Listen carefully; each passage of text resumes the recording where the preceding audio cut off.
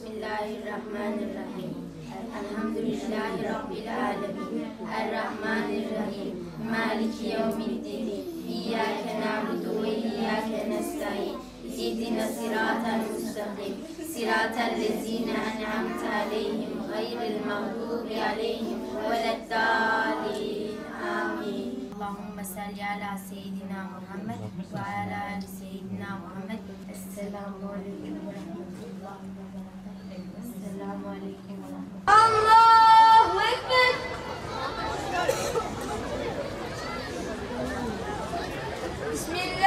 Bismillahirrahmanirrahim. Elhamdülillahi Rabbil alemin. Errahmanirrahim. Maliki yevmiddin. İyyâke na'budu ve iyyâke nestaîn. İhdinas sıratal mustakim. Sıratal lezîne en'amte aleyhim gayril mağdubi aleyhim veleddâllîn.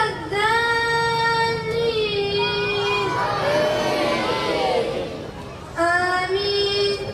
Allahu Ekber. Semiyallahu limen hamide. Allahu Ekber. Allahu Ekber. Allahu Ekber. Allahu Ekber. Esselamu aleyküm ve rahmetullah. Esselamu aleyküm ve rahmetullah.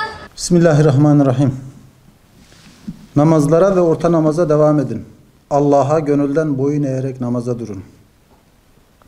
Bilindiği üzere bir insanın en büyük görevi Allah'ın bir ve tek olduğuna, bütün mahlukatın yaratıcısı olduğuna iman etmektir. Bundan sonraki en büyük hakikat ve en büyük görev ise şüphesiz namazdır. Bütün peygamberlerin hayatında namaz vardır ve bütün hak dinler namazı emretmiştir. Çünkü namaz imanın doğal sonucu olarak bir kulluk ilanı ve yüce bir saltanata boyun eğişin sembolüdür. Tevhid inancının eyleme dönüşmüş hali olan namaz, müminleri şirke ve zulme karşı mücadeleye sevk eden bir direniş kaynağıdır. Her hareketinde ve her sözünde büyük manalar barındıran bu ibadet, İslam'ın özü ve ruhudur. Ancak ne acıdır ki, İslam alemine şöyle bir bakıldığında görülecektir ki bu ibadet terke uğramıştır. Şüphesiz ki bu ümmetin namazdan uzak kalması her türlü bela ve musibete birer davetiyedir. Nasıl ki ruh bedenden ayrıldığında geriye kokuşmuş bir ceset kalırsa, aynen öyle de İslam alemi bu büyük ibadeti terk ettiğinden beridir kokuşmuş bir suyu ahlakın pençesinde çürümeye yüz tutmuş bir ceset misali ölü vaziyetini almıştır. Unutulmamalıdır ki namaz çağımızın en büyük sorunu olan bu hayasızlıktan ve çirkin işlerden korunmanın en büyük ilacıdır. Yüce Rabbimiz bir ayette şöyle buyurmaktadır. Ey Resulüm! Sana vahyolunan Kur'an ayetlerini güzelce oku ve namazı gereği üzere kıl. Gerçekten namaz, edep ve namusa uygun olmayan şeylerden, çirkin görülen işlerden alıkoyar. Herhalde Yüce Allah'ı zikretmek her ibadetten daha büyüktür. Yüce Allah bütün yaptıklarınızı bilir. Evet, İslam ümmeti ancak ve ancak namazla dirilecek ve namazla eski ruhuna geri kavuşacaktır. Camiler hayat buldukça, Müslümanlar namazlarda saf bağlayıp omuz omuza geldikçe özlenen kardeşlik tablolarını görebilir ve istikbale dair daha büyük umutlar besleyebiliriz. Kur'an Nesli platformu olarak namaz konusunda bir bilinç oluşturmak ve namazın hayatın merkezinde olması gerektiğine dikkat çekmek için 2019 yılının namaz yılı olarak ilan ediyoruz.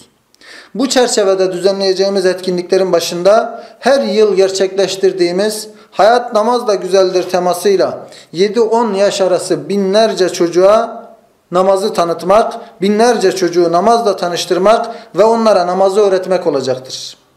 Bununla birlikte ülke çapında yetkin şahısların davet edileceği ulusal nitelikte bir namaz çalıştayı düzenlenecektir. 3 oturumdan oluşacak bu çalıştay ile hedeflenen namaz bilincini daha geniş kitlelere ulaştırmak ve namazı Müslümanın gündemi haline getirmektir. Ayrıca her yıl düzenlediğimiz Kur'an nesline Kur'an Pınarı adlı sınavımızın bu yılki ana temasını da namaz olarak belirledik. Bunun dışında namazla ilgili seminerleri yaygınlaştırmak ve bu konuyu mümkün olduğunca canlı tutmayı hedeflemekteyiz. Böylesi hayırlı işlerde endişe sahibi tüm kardeşlerimizi ve STK'ları destek sunmaya davet ediyoruz. Bu sorun hepimizin sorunudur ve ancak hepimizin el atmasıyla çözümlenebilir.